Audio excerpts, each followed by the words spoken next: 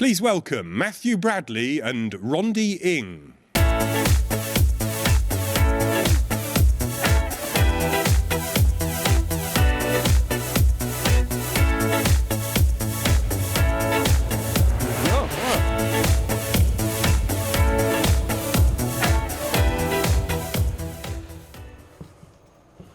Thank you and welcome. My name is Rondi Ng. I'm joined today by Matthew Bradley. So, what Matthew and I are going to do today is what we often get to do one-on-one with our customers, talking about their challenges and expectations in both the business and technology. So, what we would like to do here is try to kind of get everyone in the operations and finance teams to think a little bit about some of the questions, which kind of I think is a perfect place here in Oracle OpenWorld to explore a little bit. So first question is, what do you want the strategic value of your finance and operations functions to be? What kind of role do you want to play in your organization? What kinds of capabilities do you need to play that particular role? What are the obstacles that you think that you're going to run into, or how do you get over that? Now, for those of you on the sideline, what's the risk to stay status quo or delaying the decision to take on a journey and just respond with yesterday's technology? So I'd like to personally challenge each and every single one of you to explore these questions with yourself and your peers here and us, and really actually try to make the most of your time here at Oracle OpenWorld in this particular session. What we'd like to achieve here is to help you see the change as an opportunity, but at the same time, help you reimagine your back office so you'll be able to achieve better business outcomes. We're going to share with you not only some of the things that are ongoing innovations, but we also actually like you to hear about some of the great stories from our industry leaders as well as our peers. So with that, let's imagine yourself this morning and you woke up in your hotel room. Jumping all over the place. We all woke up in your hotel room. Do you actually realize that Hilton is actually planning down to the individual visitor at each one of their own properties globally, all leveraging the Oracle Cloud? Maybe after you woke up, you had to do some transactions, leveraging some of your ATMs or some of your cash. Do you realize that Royal Bank of Scotland is processing millions of transactions in an accounting hub on a monthly basis, leveraging the scale and power of the Oracle Cloud? Or maybe after you've done that, you had to run some errands. You realize that FedEx and UPS and Auchan and Kraft Heinz, all different organizations are actually leveraging the power of the EPM cloud to deliver those applications on a global basis. Those are a few of the customers that we have in place. But if we actually look at a more consolidated slide, so when you look at kind of our customers here, which is kind of part of the 7,000 or so customers in the whole global community, these are the customers who have actually decided to go on to the cloud and believe that now is the time to do it. So these are the same customers, organizations who face many of the same obstacles and challenges that you face yourself as well, but they decided that going to the cloud and not delaying the decisions to the cloud was much less costly than trying to actually just stay status quo. And they basically have taken kind of the opportunity to really actually overcome these challenges. Now, when you look at kind of the customers in here, many of these are familiar names that you probably are seeing kind of across kind of like a lot of different slides in here, as well as kind of the previous session. Just kind of rattle off a few of kind of those key customers. In financial services, Royal Bank of Scotland is one of the largest, as well as kind of the highest volume customer that we have. We got like local here, HSBC, who's been live for a few years. Bank of England just decided to go onto this journey. In professional services, G4S also actually is a big SAP conversion from a while ago. PwC went live with 22 plus countries in Africa with our ERP cloud. We definitely are very popular in the San Francisco Silicon Bay area. Many of their fast-growing high-tech internet services companies that you can see over there. In the telco space, clearly we have a lot of very popular names in Europe, whether it's Orange, who has been live on our ERP cloud for quite a few years. We got Windstream implementing, we got AT&T in the US, and so on and so forth. Now, we're extremely popular amongst the restaurant chains, the casinos, the retail, the fast serve companies, as you can see from the names over there. Transportation logistics, we got the big ones like FedEx, UPS, and DHL, and so on. And then a number of public sector, healthcare, and higher education institutions as well. Now, this is just a small sample of customers that we have.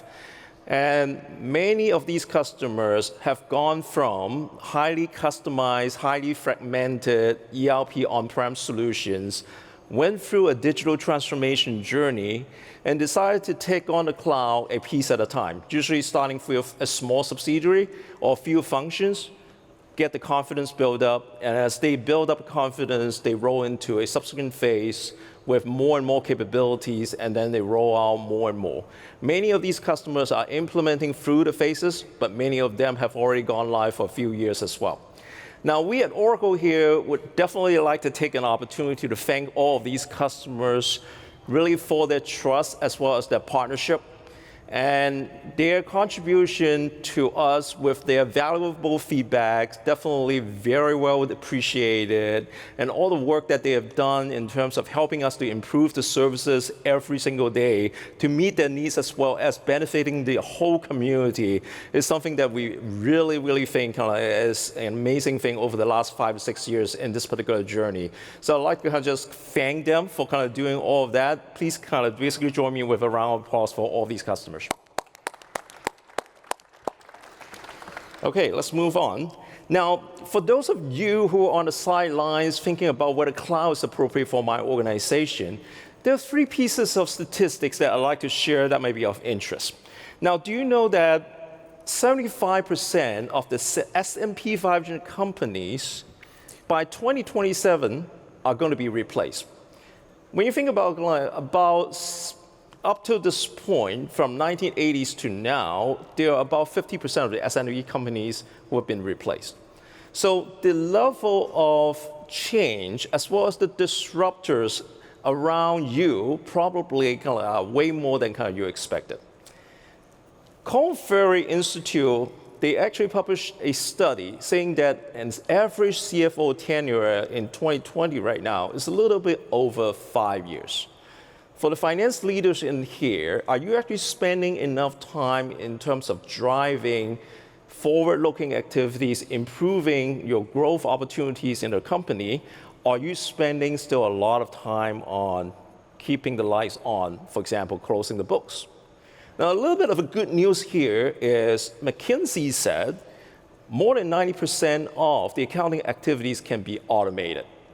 So think about what you could do with the time, yourself as well as your team. If you can get all the time back, what would you like to focus your team to help on driving the forward-looking business growth activities?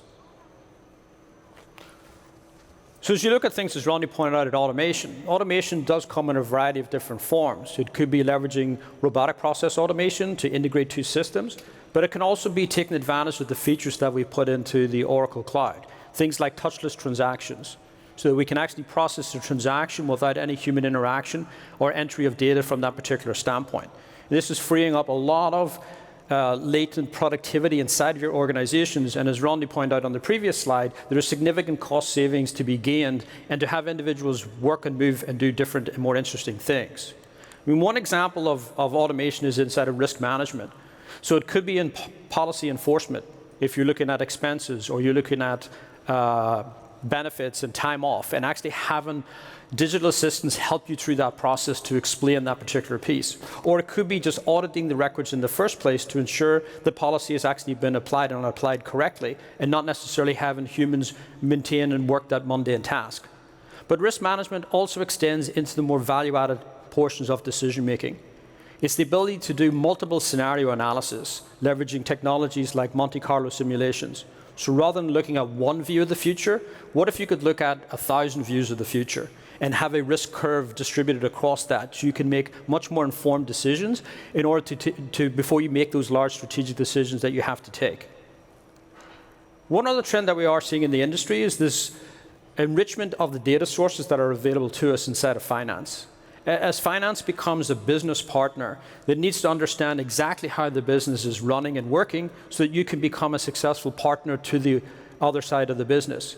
And it's really getting advantage of those data sources from the Internet of Things, data sources from, say, telemetry information.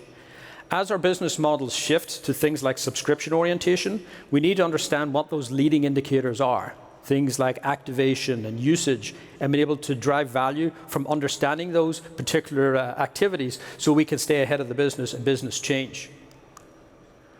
As we've added on additional data sources, because they are extremely large, we do need to take advantage of machine learning and artificial intelligence so that we can actually troll through that data and actually find the appropriate signals. Leveraging some of the newer algorithms to really define correlations and patterns and categorizations so that we can really understand and make that actionable faster. And one key area that we've been doing this is obviously with predictive planning. So it's the ability to look at your history, look at the seasonal trends in your history, and then leverage the machine to generate a forecast that factors in those seasonal trends. Doing correlations and understanding which algorithm is best fit for your history so you can generate a much more accurate forecast. The combination of all of these can lead to new business models. So obviously, as Oracle as a company, we're shifting fairly dramatically from being a traditional product-oriented company, selling software and hardware, to now being a company that actually is more service-oriented. And that changes our business models and how we need to work and how we need to interact. And we take advantage of all of the things that I previously mentioned to help in that transformation so that we can continue moving at a pace that makes sense and not have a stall in our business in terms of driving things forward. As we've seen a shift to cloud, cybersecurity is becoming a major concern. We want to make sure there are no data breaches. You want to make sure you're working with a partner that knows and understands security from all aspects of the deployment architecture, from the chip to the platform, to the edges of the internet, to make sure that you maintain secure from any nefarious outsiders that are looking at your information. But the other threat you have is actually internal, in making sure you've got the appropriate security model in place, in making sure that security model is consistent across the various different elements of your information architecture. And that's one of the advantages of looking like a vendor like Oracle, to look at not only ERP, but HCM, supply chain, EPM, and all aspects of that information architecture with a shared data model and the ability to secure it in one place and make sure it's consistent in driving things forward. We also know that the workforce is getting a lot younger as our children start to enter the workforce. And their experience is different than our experience. The way they want to interact with applications is completely different than how we used to interact with our applications. So we're spending quite a lot of energy to finding new experiences, new ways to interact with those applications. Now, that doesn't mean we're going to pull away your Excel. That'll still remain for you finance folks that are in the audience. We'll still have grids and charts. Don't worry about that. But we do need to explore other ways to interact with the application. And one of those ways is in a conversational interaction. What if I could talk to it leveraging voice and ask it to do things on my behalf? What if I could interact over SMS or interact over conversational agents like Slack or Microsoft Teams for increased collaboration between various business groups and members of the organization? And that's an area we're spending a lot of energy in really trying to drive these innovations directly into the core applications themselves. So lots of innovations that Matt pointed out. Now, when we ask our customers in the community why they decide to go with us as a partner, as well as what do they value the most in our partnership, these are the 4 things that came up quite a lot. First thing, complete.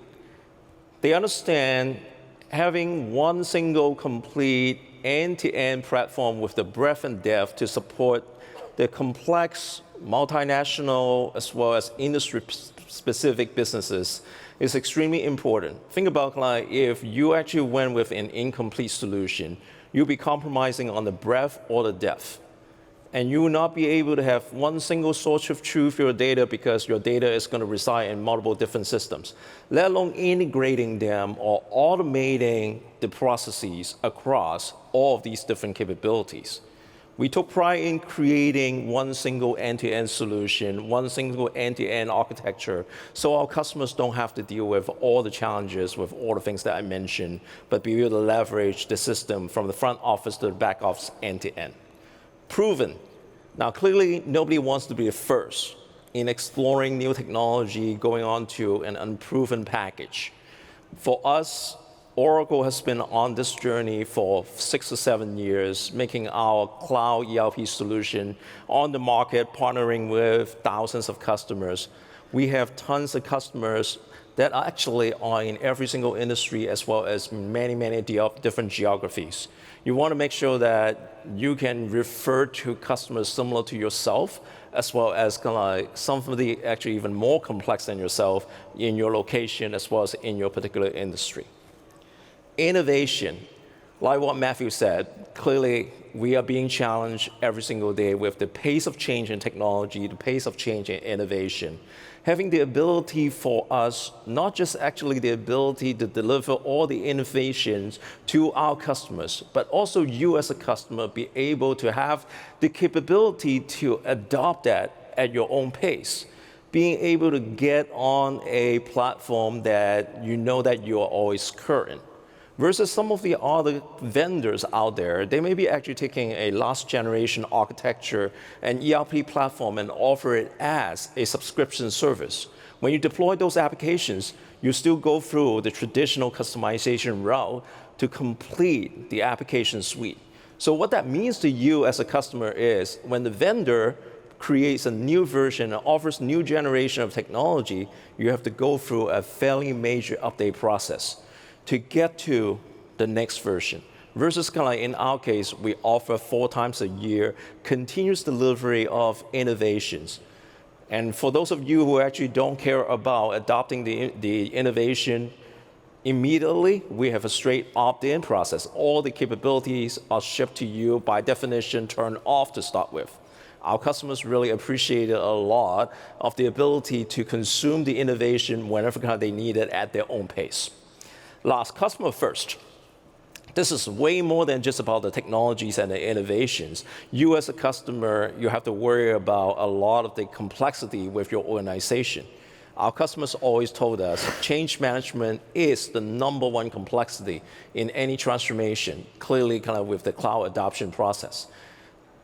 Our ability to service you when you actually need to adopt the business applications journey, as well as kind of be able to evolve once kind of you're live on that, is extremely important to us. We'll come back to this point a little bit later. Now, let me deep dive into some of these areas. As I mentioned before, our strategy to provide the world's most complete, the broadest ERP system with best-of-breed capabilities in every single module, from finance to procurement, projects, EPM, GRC, and supply chain, has been our strategy for many, many years. We wanted to offer you the most complete package end-to-end, so you have one single source of truth, so you'll be able to leverage the capabilities without having you to deploy a lot of third-party extensions. You'll be able to actually enjoy the innovation as we continue to evolve, deploying different kinds of innovation around automating as well as advancing the connected processes. So this has been the strategy for a long time. But at the same time, we are very, very committed to continue to invest in each of those capabilities that's already very mature. As a matter of fact, we have delivered about 800 to 900 capabilities in one single year in the last 12 months. And more than half those capabilities were from direct feedback from customers, where they're voting new enhancement requests from our online customer community called Customer Connect, or working directly with our product managers to express the needs for us to help them through the implementation process, as well as any feedback that they communicated to us after they have adopted the solution. So all that partnership really resulted in even better and better services every single day. Now, in addition to being the broadest, we definitely are very focused on making sure that we have the deepest capability to support the most complex global organizations, as well as kind of those people in the various different industries. So we have industry-specific capabilities as well. On the slide in here, you can see that we have customers over 125 different countries. We got localizations across 50 plus countries. These are complex statutory requirements, payment formats, tax compliance, document sequences, you name it. We actually have all that coverage in there, better than even kind of the most complete localization coverage that we have our on-prem assets, for example, like eBusiness Suite. And we have many languages that we support. When you see at the bottom there are a number of different countries that we have added additional compliance over just the last year or so. Industry investments is the same thing. We are putting a lot of effort investing in deep industry capabilities, especially for the customers that we already have, like what I showed you earlier, together with many, many different industries that we are starting to see customers coming up. So you see kind of the enhanced capabilities in 2019 for those industries, as well as kind of some of the things that we're investing right now as we actually start to see traction building up, for example, in oil and gas, in public sector, and so on. We're extremely grateful about the recognition by the industry analysts community. Gartner gave us the Leaders Quadrant recognition since 2017 across financial management, EPM, as well as product-centric ERP categories. We're definitely very grateful for that. Now, this is about the innovation that we discussed earlier. As we actually continue to invest in our applications journey, in addition to all the customer feedback that I mentioned earlier, that resulted in a lot of new capabilities every single release, we are also very, very heavily investing in reimagining what we could do, embedding a lot of the AI, machine learning, emerging technologies into the business applications. So you, as an end user, who are always going to be on the latest release, will be able to adopt that capabilities as you're ready for that. So you don't have to invest on a platform, you don't have to hire data scientists. A lot of the capabilities are going to deliver to you transparently when you turn them on. Now, roughly speaking, we have three major areas of investments in AI machine learning. First is around automation. Clearly, finance, operational efficiencies is really the top of mind for a lot of chief accounting officers, operations officers. We're putting a lot of effort improving automation in transaction processing, whether it is injecting new transactions like expense items, expense receipts, invoices, journal entries, to automating the close process, automating your reconciliation, automating your audit. All of those things that today you have to run different processes of doing that semi-automatically, we'd like to take care of all of that to you all the way into a continuous close model. Now, the other area there is all about all the different recommendations and really predictions that you can actually expect.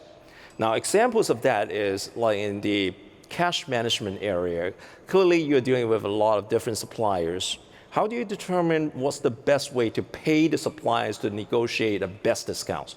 What are the advantages of negotiating based on not just kind of your knowledge about the suppliers, but also actually third-party information that we leverage in our logic, in our machine learning there, to determine the best recommendation for you to pick how you're going to pay your suppliers. Same thing kind of on the other side, if you're actually negotiating with your customers on their own payments. How do you actually have different kinds of dunning strategy, collection strategy, based on kind of the importance of a dollar, a pound, a euro to that particular customer, and you deploy different payment strategy with them, collection strategy with them. To something a little bit more advanced in the EPM space, how do you use all the information, not just kind of in your financial reporting area, but all the operational data to drive trends and analysis to help you to predict what the observations as well as kind of the trend on the planning and so on, leveraging machine learning. Now, the last area, last but not least, is you're going to see a lot of examples of how Oracle is starting to use digital assistants, the chatbots, similar to kind of what you're familiar with, talking to Siri or to Google or to Alexa, but applying that in the business world, how you interact with the ERP system by using voice, how you can actually perform transactions, how you can actually perform queries. For example, things like if you want to actually file an expense report, you want to actually recognize all of the expense receipts automatically using chatbot to do a simple task like filing expenses. Or if you are actually on a project side, you want to be able to actually report time card. How do you use chatbots to make it so simple and easy for your users to deploy those kind of solutions with minimal training? That's kind of basically all the things that we're doing now, but like this is kind of an area that we are going to have a lot of investments across the entire suite of business applications from the front office to the back office. Some of these are already available to our customers. Some of these we're still preparing and still designing and still coding, but you can be assured that Oracle is putting a lot of effort on that. So what we're really trying to do is to enable you to become agile. And what we mean by agile is to be much more proactive. So rather than waiting for things to happen, how can you disrupt your markets and actually drive things forward? How can you take advantage of opportunities as they are presented to you? Or how do you address threats if they do arise? And what we've basically seen if we look at architectures today, we're spending a lot of our time in the wrong place. We're gathering the information, we're recording, we're reconciling, we're posting entries, we're doing some level of reporting, and we're not spending enough time in the analysis phase to making the decision making and really analyzing and understanding and really driving things forward. This diagram probably paints what most of us are doing today, but in reality the diagram is somewhat misleading. What it really is like is more like this. It's not a clear process. There's silos of information. The most heavily used feature is the extract to Excel, so I can add more data to that spreadsheet so I can make more decisions. So we're losing this continuity across the board, and we're having individuals with different reports showing up, making different decisions against that particular piece. What we really need to do is to streamline this process down fairly dramatically, to take advantage of some of the innovations that we've already delivered and the innovations that we plan to deliver. And our view is to really shift the finance continuum, to really imagine a future that looks like this, where we get the data, we capture it, we enrich it, we verify that, but we're leveraging a lot of automation in order to solve those problems. We still have the humans involved to review and accept and provide judgment, but we're trying to take those mundane activities, those non-value add activities, and have automation really drive those forward. And it's really trying to solve a couple of key elements for us. One is when you make decisions, you have to make decisions of accurate information. So that's number one, making sure the information is fundamentally accurate. The next thing you need to do is to make sure the information is not stale. There's nothing worse making a decision based on information that's 6 months old. We really need up to date, as real time as we can get, so we can make those important decisions that need to be put in place. And then the other piece that's extremely important is the information has to be complete. We have to have a complete picture of all the information that's occurring. If we're growing at 10% and the market's growing at 20%, we're losing. And if we don't have that complete picture of what's occurring in the broader sense, we're not sure how to actually drive and move things forward. If there's a significant change, say in consumer sentiment, that leads to a tightening on discretionary spend, what is the impact on our business? And can we get those insights from data sources that are external to us and bring those to bear as part and parcel of the decision-making process? What we really want to see is a better balance with more of the time, 70% of the time, spent in this decision-making framework, but it's a continuous framework back to the business. So view it as a complete feedback loop. As we make decisions, we learn more information, and we continue this process as we go forward. Now, this is may not jump to your head in terms of what this should look like. So what I'm going to do is actually invite Jason on stage, if I can get the slide to move forward. And actually give you a demonstration of terms of what we want to have a look at. So with that, can we have Jason on board? And we give you the opportunity to, or Justin, sorry, give you the opportunity to actually see what we mean in terms of pictures and a demonstration. All right, thanks, Matt. So what I'm going to show you guys today is a bit of like a vision of the future of Oracle applications from a user interface or user experience perspective. And I'll give you a little background while they're getting it up on the screens. Oh, there we go. So what this is we build proof of concepts essentially for the future, and we're trying to embed all of these kind of future-reaching elements, both from a technology as well as a feature perspective. So when you hear about things like digital assistance and intelligent defaulting and automated audit and AI audit, these are all features that are kind of underpinnings of this and enable us to do those elements around continuous close and real-time data that are required to accomplish this. So bear with me, live software. Things can go very wrong, but let's see if we can give you guys a little view of kind of what we think the future of Oracle application looks like. And what I'm going to start off with is a little background around what we're looking at here. So I'm in as a head of sales finance in this for a new subscription-oriented business around fitness equipment. So like most companies, Oracle included, we used to sell products and software to companies, in this case, bikes, ellipticals, treadmills. And the market's moving towards subscriptions. So all of that kind of effort around maintaining and managing and swapping them out is now on me as a business instead of on the customer to do. So they've launched this new endeavor around fitness center as a service. So we go in, kit out an entire fitness center, fill it with equipment, monitor the IoT sensors on the devices or on the equipment to make sure that we're putting the right equipment in place, maintaining it, all that kind of stuff. And what I'm going to look at here is, as I come in as a head of sales finance at the beginning of the day, having all that data reconciled under the covers in real time means that I'm just given events, right? So my forecasts have changed. I see two forecast changes up here, one related to my sales and one related to revenue. And it's not giving me all the extraneous information because it knows I already know this. My forecast right now is 28 million. I know that 2 million is a big jump. I probably know a lot about this account, but I want to see what the change is, right? So tell me about the forecast change. Now, it knows the context. I'm looking at my bookings forecast first. So it's going to go in and using that underlying data, using that continuous forecast that alerted me, this is actually a slice and dice. I'm looking at a drill down into that and into the sales application as well, and into DataFox, which was referenced in the earlier presentation, to kind of show me what's moved, what's changed in the forecast, and some background information about the company that we're making this sale to. Except the bookings forecast.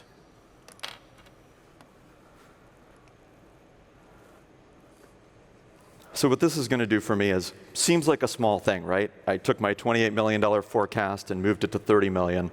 But what's actually happening here, which we'll see in the next section of this, is that change actually affects some collaboration inside the system. This is one global data model and one global instance of HR, supply chain, sales, finance, as well as the forecasting system all together. So when I make a change to any element within it, it trickles into all the other parts of the application and affects all the other business and roles around it. So let's look at the second piece, the revenue forecast. Show me the revenue projection against plan.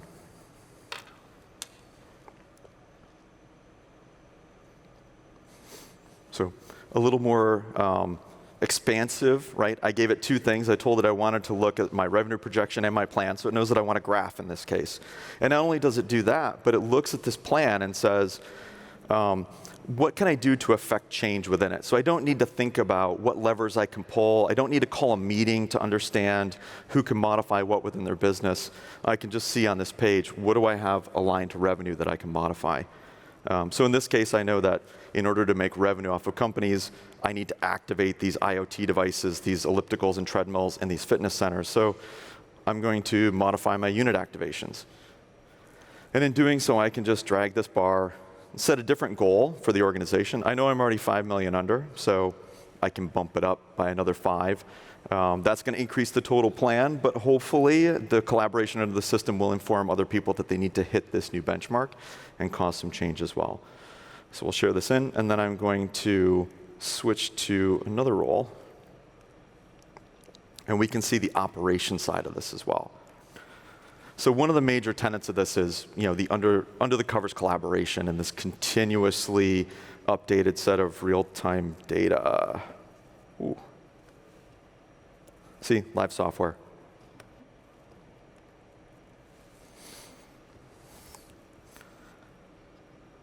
There we go. I'm even the right person. Perfect.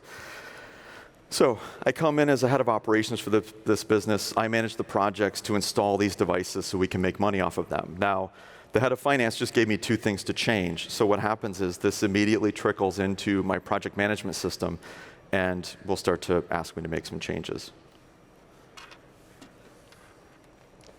What are my updates?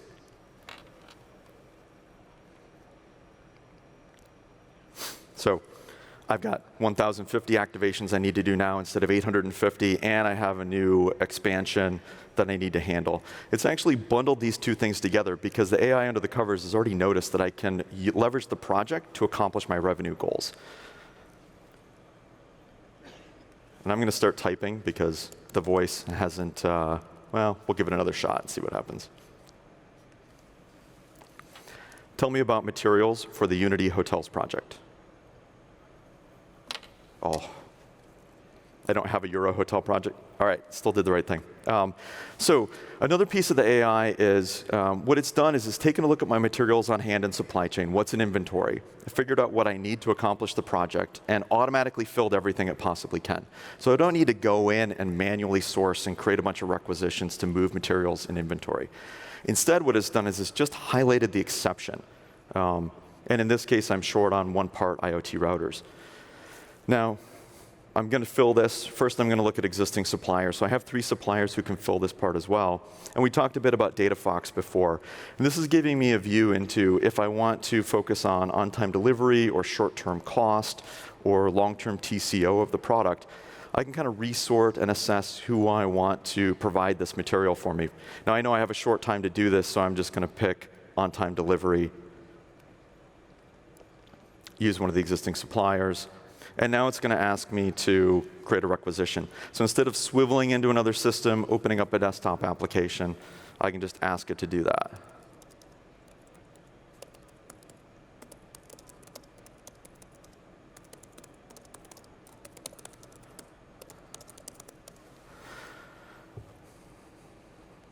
And boom, requisition created. Again, it filled in all the pertinent information.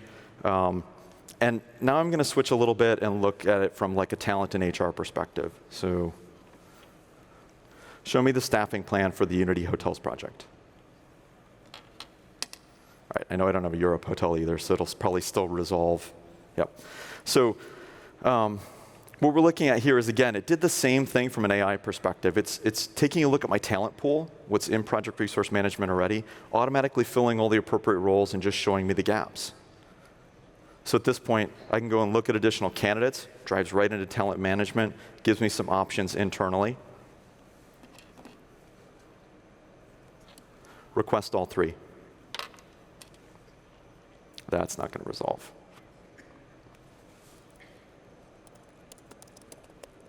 Live software.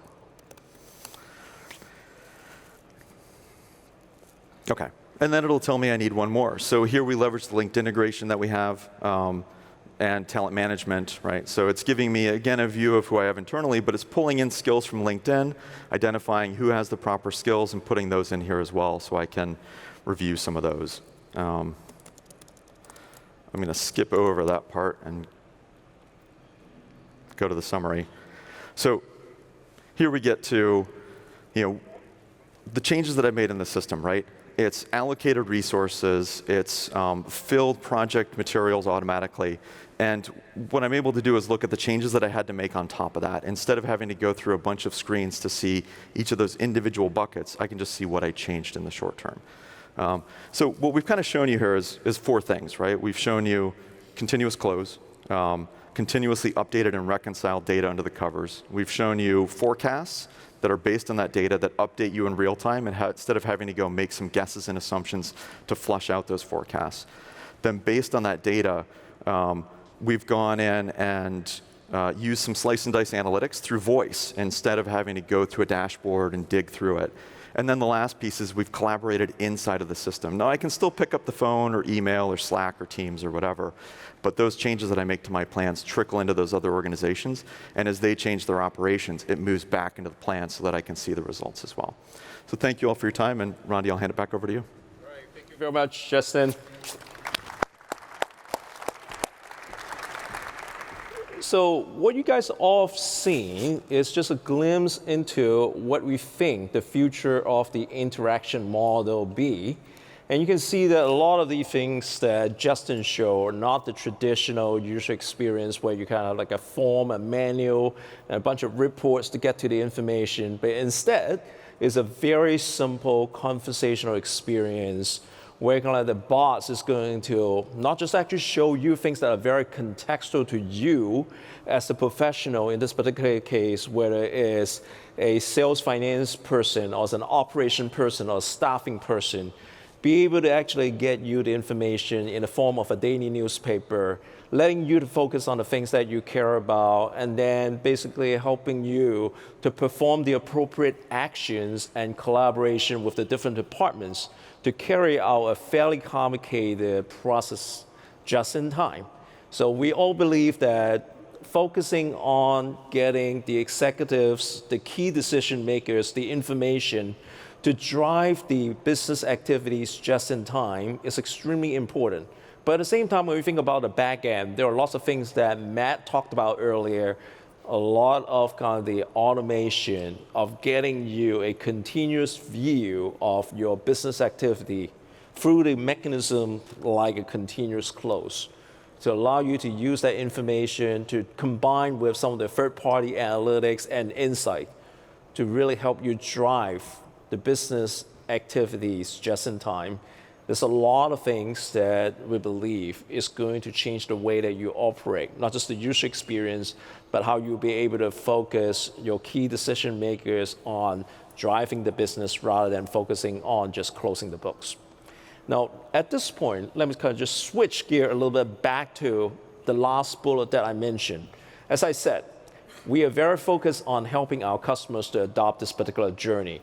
But the customer adoption is never kind of going to be the only thing that we actually target. Is an end-to-end lifecycle experience that Oracle has been focusing a lot in addition to technology itself. When I think about it, there are actually three distinct phases. First is kind of like how to get you from where you are right now, from some other legacy environment on-premise systems to adopt a digital finance transformation or digital transformation to our SaaS. And then once you're on that, how do you optimize your operations, improve on the efficiency, and then last but not least, continue to evolve and innovate as the technology and the innovations come to you on a continuous basis. Now, when you think about the adopt phase, a lot of our customers are telling us the complexity of going to cloud is change management. Oracle is partnering with a lot of system integrators. When you actually think back like 3 to 4 years ago, in a conference like that, many of you are telling me that the ecosystem, the system integrators are not quite familiar with the cloud way of adopting the technology as well as the solution, and they're not quite mature enough. But the good news here is after 5, 6 years, most of kind of the big system integrators have dedicated ERP cloud implementation practices, not just on the technology and the configuration alone, but a lot of the business process change management, helping you to adopt the cloud one step at a time, one phase at a time, so you can get comfortable with that, prove the value. Oracle itself also has been investing a lot on building a migration program called Project SOAR, where it's a bunch of utilities as well as a fixed price, fixed scope services to help some of the medium-sized customers to migrate from Oracle E-Business Suite or PeopleSoft over to our cloud assets where it actually fits. So that's adoption. Now, when you actually get to implementing as well as kind of once you have gone live, there are tons of things that you want to improve on, get familiar with. We have dedicated customer success managers dedicated to be your liaison in your project to make sure that you have the right resources, the access to the product expertise, as well as kind of like escalation management, operational management recommendations to help you through the optimization process. Now, clearly there are lots of people in the community that I mentioned before, that we have an online community called Customer Connect, where lots of our customer key expertise in there. We have product management expertise, as well as some of our consulting system integration expertise in there, really sharing a lot of different ideas. People kind of actually sharing a lot of different experiences and practices over there as well. Now, last but not least, a lot of our customers that we have, especially those people who have already gone live for a little while, now is graduating from just actually operating on our environment, but really getting ready and organizing themselves, hiring the right skills, in particular in their IT shop, really evolving the skills from just managing the old databases, data centers, evolving those skills to become business solution specialists. These are the folks who have the skills to understand not just the Oracle configurations and Oracle technology, how to run and operate, but they also actually are able to translate your user's business requirements into deploying additional value in your company on a continuous basis. As we deliver more and more capabilities, they actually have the ability to consume the information, understand what it means to your business, and rolling out the value as we continue to evolve the business applications. So all in all, the ability to adopt, to optimize, and innovate, we see kind of our customers are starting to get into a very different mode of adoption. Gone are the days where I've spent like 2 years customizing my on-prem ERP systems. I'll see you in 10 years when I actually got booted off my current version. Now it's a very small incremental delta and basically a continuous agile innovation adoption cycle that we're seeing more and more of our customers to become the new best practice of adopting cloud. So at this point, I'd like to actually welcome a customer of us to join us to share with him the experience that he has with operating on our cloud, as well as kind of like the direction where kind of they're going. Please welcome Nick McGrath, Head of Business Intelligence at the Home Office in the UK. Whoop. Nick, welcome again. Hi. Okay. See you, Nick. Hi. You're not going to make me go in the middle. You're going in the middle. Yeah, please have a seat. Oh my goodness. How many of you actually have seen Nick speaking in the previous session? Well, you're obviously masochists. Not a whole lot. Okay, so great. So Nick actually is extremely grateful to Nick actually coming through here 2 times in a row. We actually originally invited many of the other customer speakers, but because of kind of a variety of challenges, whether it's the coronavirus or kind of the flight situation or health situation, were not able to join us, but we are very grateful to have Nick to join us again I think today. opening with the fact that I wasn't first choice is a little cruel. But I hope that'll set a kind of sympathetic tone for the rest of the agenda. Well, Nick is always the first choice, but like we expected we have a bigger customer panel today, but unfortunately we're just not able to do that. But Nick, welcome again. So Thank you. why don't we start with telling a little bit about yourself, as well as kind of your role in Home Office, as well as telling us a little bit about the Home Office organization. Okay, so the first thing is that the Home Office is very old. It started in 1782. I think off the top of my head, it might have been the 27th of March, 1782, actually. You can get on Google now. And its primary function is to keep the border and our citizens safe. We have about 35,000 people in the Home Office, and one of the key aspects of the Home Office is we have a very diverse workforce. So we have uniformed command and control people who will be, breaking down doors and enforcing immigration laws. We have border force, the nice smiling people that you encounter at the airport. And we have people who do a lot of thinking for a living in Whitehall, who perhaps have less of a strong view about line management and being in control of budgets when you're a manager, because they think a lot. So we have a very diverse workforce to deal with.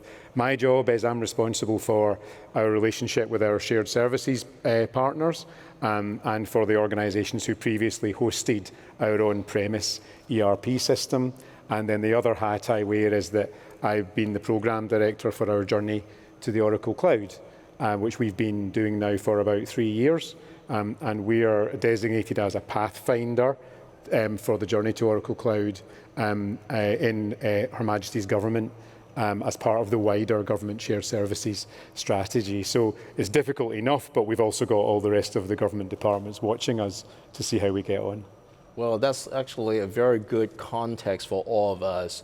Now, Nick, can you tell us a little bit about the benefits that you're seeing, given that you have been live for a little while now? Yeah. And I've also heard that you guys actually had a record year-end close. Yeah. Right after 3 months after go live. Right. Can you tell us a little bit about the benefits that you're seeing as of today? Yeah, of course.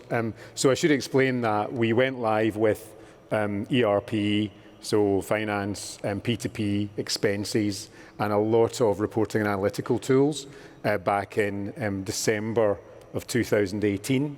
That took us a little over a year to do. We decided we would phase and we would go live with HR and payroll second.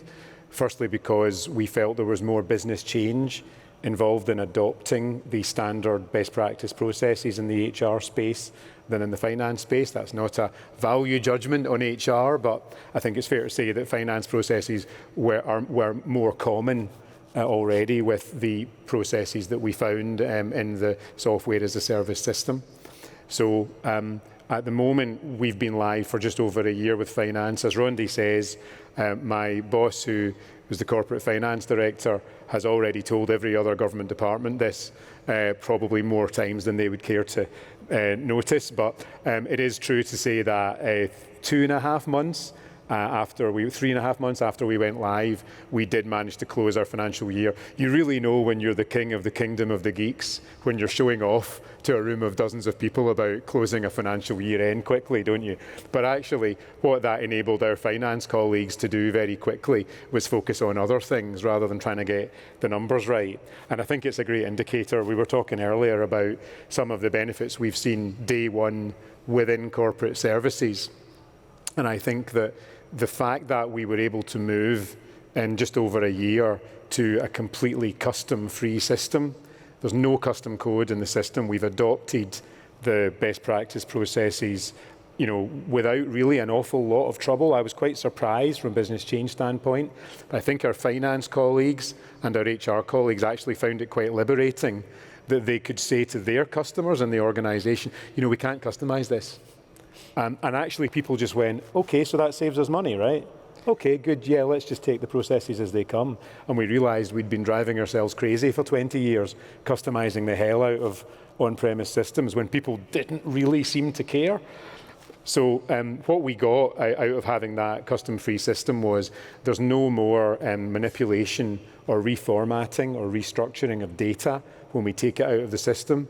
And again, I know you'll have heard this before, but just that idea of being able to automate all of the reporting on finance at the top of our office, no manipulation, no reformatting of data that was coming from customized data formats, just letting the data tell the story that the board meeting discusses, rather than having the board meeting discussing whether the data is right because of all the manipulation in Excel that used to go on. Those have been big benefits so far in terms of customer services. Also, we've started on day one to get the benefits for our people. So for example, in expenses, we had a change in government policy where to increase control and compliance, every expenses claim had to be approved by a line manager. That wasn't enormously popular. The great news was we were able to do that while rolling out the ability to approve an expense claim via mobile. So you didn't have to log into the system to do it, just click on accept, reject, or ask for more information in an email. We really dodged a bullet there because that could have been really unpopular. We could have taken up more of people's time. They'd have had to have logged into the system. They wouldn't have got their expenses paid as quickly. But that type of day one functionality has meant, on average, colleagues are getting their expenses paid a day quicker, which is just part of our employee offer, just making, as part of a brilliant civil service, which is a campaign across government, just making that employee offer a bit more attractive. But really the big stuff is in the day two kind of service transformation that we think the tool set will enable us to do once we're optimizing. And that's about automation, and that's the journey we're starting on now. Yeah, now maybe before getting into the day two set of forward-looking ideas, now clearly you're benefiting from a much more automated environment, no customizations, as well as kind of like a lot of users seem to be able to adapt to the new systems and getting a lot of benefits that we're expecting. Now, can you tell us a little bit about kind of the time saving, as well as now giving kind of the users are able to actually do a lot of these things in a self-service and automated manner? What does that mean to their day-to-day? What can they actually make use of the time to do some other more important things like protecting this country? Well, I mean, I think, fundamentally, this is about getting the basics right. And we do have ambitions in day two to start to do some really exciting things about combining corporate data sets on our people and our resources with operational data to really start to look at citizen outcomes. But I'm not going to be trusted to do that unless I can give people their time back. We were talking earlier, 12, 13 years ago, we rolled out self-service and we told everyone what great news it was that they could now serve themselves. Actually, did we really take up more of their time than they used to spend? Did we make it easy for them to serve themselves? So for us, colleagues in Border Force, when we talk about the challenges facing the Home Office, at the moment we have coronavirus. In the slightly longer term, we have exit from the EU, which clearly is a big challenge for parts of our organisation. And fundamentally, what can we in corporate services do to support that mission? What we can do is give people tools that don't take them away from their day job. And at the moment, colleagues in Border Force have gotten used to spending about half an hour a month where they leave the front line, they go away, they have to go to a back room, cup of tea and a Kit Kat, log on to a desktop system they can't remember the password for, and do admin. Well, we're all about self-service on the fly. We want them, we've enabled them with devices. We want them to be able to undertake their management tasks, their budget manager tasks, approvals on the fly, on the go. Doing the maths, we're not going to look to cut the budget of Border Force, but we're going to give them, half an hour back every month for about 10, 11,000 people. And once we get live with day two and we start to exploit the tool set. So it's a big deal for our stakeholders. And I would just say, I think from a corporate services standpoint, we're so used to focusing on the tiny bit of the corporate budget that's about corporate services and trying to squeeze that. Actually, there's 99.6% of what we spend, which is all these people out there supposed to be keeping the border safe, and yet they're having to disappear off down a corridor to approve an expenses claim. So that's really what we're about. Well, that's amazing, kind of how going automation is going to actually help the customers, how the users to focus on kind of where actually the core competency and core responsibility is. It's great to hear. Now, getting into the day two. Now, clearly a lot of our customers who have already gone live are starting to get ready to embark on a next phase of the journey, to really get ready for the innovations, to really look at optimizing. Can you tell us a little bit about how Home Office is getting on to it's really into the next phase now? It's difficult to lift your head up when you're in the middle of trying to convince everybody you're not going to mess the payroll up, right? So what I'm talking about in terms of day two is still stuff we're trying to plan for and we're trying to get ahead of the curve on. Certainly it's true that because we had a pathfinder in government, we've looked to try to learn as much as we can through things like benchmarking from other organisations who are ahead of us on their journey. We certainly do think that, although I've said a lot about not just focusing on corporate services costs, there are the opportunities both to improve services and to save money in shared services through automation and through being able to get a reduction in the amount of manual rekeying and processing, kind of what we call data dustbins. At the moment, if you want to achieve a service outcome, if you're a member of our staff, for example, knowing what day someone can begin working for you, there are several systems outside of our Oracle ERP system you have to interact with. There are security clearance databases, there are systems for getting IT, there are systems for getting a uniform in some cases, systems for getting your pass into the building. And those activities all set in different places. You got to enter your name and address about 6 different times in 6 different places when all of this information is already in the corporate system.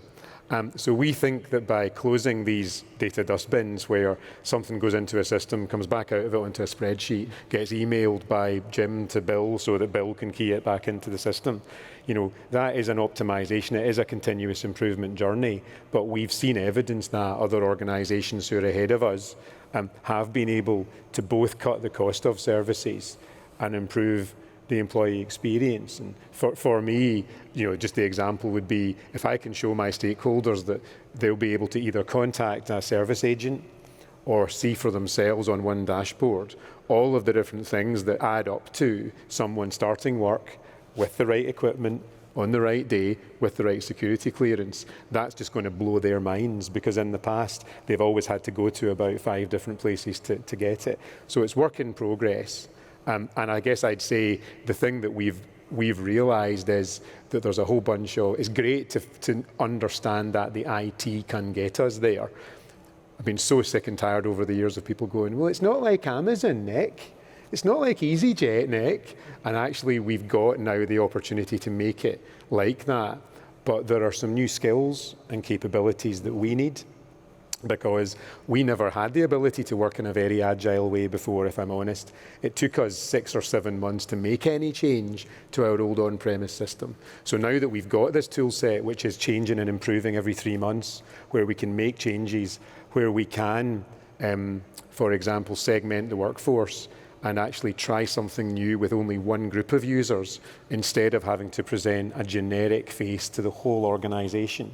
That's really exciting, but there's a whole bunch of skills around agile, around kind of e-commerce design, around customer account management that we've realized we need to build if we're going to exploit the tool set. Okay. Fully. And we've never had to have them in the past, so it's new to us. So this is pretty amazing. So your journey went from having a dedicated, no customization, adopting the software as designed, applying it, relatively minimal change management, your users pretty happy with the change, to now kind of freeing up the people so kind of they can focus on what actually they were hired to do, now to getting ready to look at improvements, whether it's really nickeling and diming on user experience or kind of improving the ability to access data. So you are basically on a roll where kind of we're almost expecting like a textbook implementation. Now, maybe Nick, as a last question, for the folks in here who are still thinking about whether this is applicable to them, what would you advise to the folks in here, what they should be considering? I mean, I think that when we wrote our original, and you guys will all operate in different governance mechanisms, but we've got to do quite rigorous business cases. And we did a business case that was about a system replacement. And then we said, there'll be some stuff we do after that as well, and it'll be better. Trust me. And so I think all the things we've learned now, and as things have moved on 3 or 4 years, are that I would definitely say, think about phasing your journey. And I think it's really interesting that this is the same story you guys are telling now around, get over the line, get into the secure cloud, get custom free, then think about optimization. Mm-hmm. I definitely, the difference in what I do today if I was starting again would be I'd tell more of a story about that, as we call it, day 2 journey. I'd position getting safely into the cloud as being a first step along the journey, because I think there is now genuine evidence that service transformation is possible, and we're seeing evidence of it by exploiting the tool set. But I think you should tell that story early, because you're going to need to make the case for, everyone's going to think that you don't need as big a team as you used to when you supported an on-prem system. You do, you just need a different type of team. You need a team who you're not going to need to do an enormous upgrade project once every 5 or 7 years, or in our case, 15 years. But you are going to need, new skills, agile ways of working, customer insight, because the sky's the limit on how you exploit the tool set, but you've got to get good at how to decide what you want to prioritize and what you want to do. So I think it's important to tell that story up front and make the case for having a team in place in your organization who can really get the most out of the tool set on an ongoing basis. So that's a very good piece of advice. It's going in there, don't actually sell the like for like and cost efficiency, but really actually sell the vision, but deploy it in an agile manner and prove that you can execute and achieve the goal and then continue to expand from there. Totally, yeah. Excellent. So, Nick, thank you so much again for being here, as well as in the previous session. That's all right. Clearly, I just hope I don't succumb to the curse of the speakers, but yes, that's fine. So no we always problem. love your wisdom as well as kind of your words of advice. It's kind of thank you so much for being Not at all. here today, as well as kind of the ongoing partnership. Looking forward to working with you and your organization going forward. Thanks, Randy. Cheers. Thank you. Thank you. Thanks so much. Thank you. So in closing, thank you so much kind of for being patient kind of over the last hour kind of on this. Clearly, we actually believe that our cloud journey has actually gotten a lot more mature comparing with many years ago. We have thousands of customers who have already adopted, and many of them actually have already gone live. So for you guys who are actually still sitting on the sideline thinking about whether this is applicable to you, I'd like to actually challenge you to a question that you want to take home. What's the risk to you and your organization if you continue to delay this decision? What does that mean to you? On the other side, if you were going to go into this particular journey, what could actually this journey look like? What could Oracle actually help you to do that?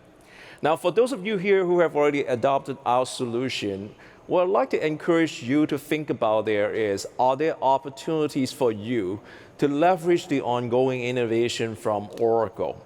Are you actually ready to adopt the capabilities? Do you have the skills? Do you have the organization to take all the new values coming continuously and try to realize into your organization on a perpetual basis? Thank you so much for all coming to here, and enjoy the rest of the conference. Thank you. Thank you.